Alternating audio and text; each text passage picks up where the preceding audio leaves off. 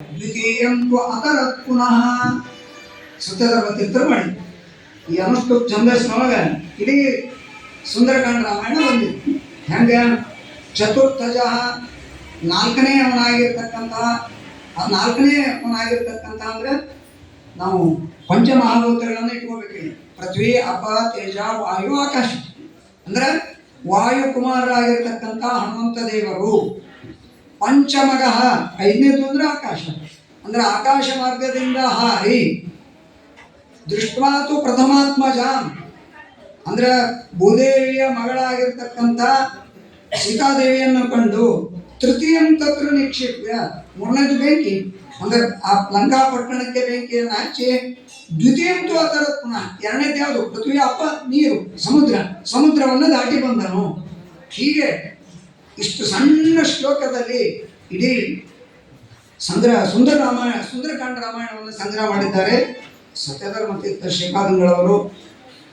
ಅವರು ಮತ್ತೆ ಅನೇಕ ಸುಭಾಷಿತಗಳನ್ನು ಮಾಡಿದ್ದಾರೆ.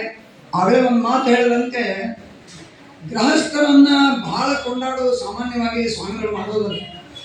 ಆದರೆ ಆಶ್ಚರ್ಯ ಅಂದರೆ ತಾವು 6ನೇ ಸ್ಕಂದ ಟಿಪ್ಪಣಿಗೆ ಬರೀಬೇಕಾದ್ರೆ 6ನೇ ಸ್ಕಂದ ಶ್ರೀಮನ್ ನ್ಯಾಯಸ್ಥಳ ಇದು ಭಾಗವತಕ್ಕೆ ಟಿಪ್ಪಣಿ ಬರಬೇಕಾದ್ರೆ ಮೊದಲು 5 ಅಧ್ಯಾಯ ತನಕ ಏನು ಸಾಧಾರಣ ಯಾದವಾರ್ಯರು ಬರೆದಿದ್ದಾರೆ. ಮುಂದೆ ಇವರು ಕಂಟಿನ್ಯೂ ಮಾಡಿದ್ದಾರೆ. ಅವಾಗ ಒಂದು ಮಾತು ಹೇಳ್ತಾರೆ, ಆಚಾರ್ಯವರ್ಯರು ಅಂತ ವಿಶೇಷಣ ಕೊಡ್ತಾ ಇದ್ದಾರೆ. ಯಾಕೆ ಯಾದವಾರ್ಯರು ಅಷ್ಟು ಭಕ್ತಿಯನ್ನ ಗುರುಗಳಲ್ಲಿ ಮಾಡಿದ್ದು ಅಂದ್ರೆ ಯಾದವಾರ್ಯರಲ್ಲಿ ಮಾಡಿದ್ದು ನಾವು ಕಾಣ್ತಾ ಇದ್ದೀವಿ.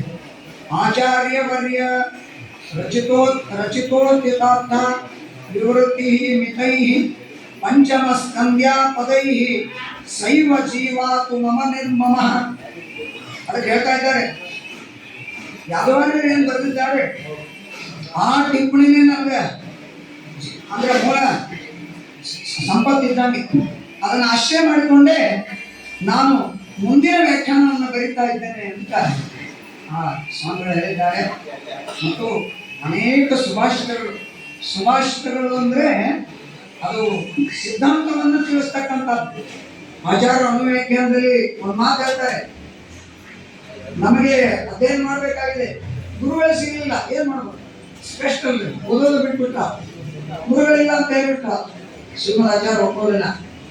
ಯದಿ ತಾತ್ವಿಕ ಗುರುರ್ನಾಸ್ತಿ ಸ್ವಯಂ ಅಭ್ಯಾಸ ಹೆಂಗಂದ್ರೆ ಸತ್ ಸಿದ್ಧಾಂತ ಮಹಾಭಯನ್. ನೀವು ಸತ್ ಸಿದ್ಧಾಂತ ಅದಕ್ಕೆ ವಿರೋಧ ಬರಲಾರದಂತೆ ನೀವೇ ಅಧ್ಯಯನವನ್ನು ಮಾಡಬೇಕು ಅಂತ ಶ್ರೀಮದ್ ಆಚಾರ್ಯ ಆಜ್ಞೆಯನ್ನು ಕೊಡಿಸಿದ್ದಾರೆ. ಅದಕ್ಕೆ ಸತ್ಯಧರ್ಮತೀರ್ಥ ಶ್ರೀಪಾದಂಗಳವರು ಗುರುಗಳ ಬಗ್ಗೆ ಎಷ್ಟು ವಿಶ್ವಾಸವನ್ನು ಇಟ್ಟುಕೊಂಡಿದ್ದಾರೆ. ಆಮೇಲೆ ಅವರು ಏನೇ ಸುಭಾಷಿತ ಏನೇ ರಚನೆ ಮಾಡಿದ್ರು ಕೂಡ ಸಿದ್ಧಾಂತವನ್ನೇ ಆ ದಿಕ್ಕಿನೊಳಗೆ ತಿಳಿಸ್ತಾರೆ. ನಾವು ಗುರುಗಳ ಪಾದೋದರ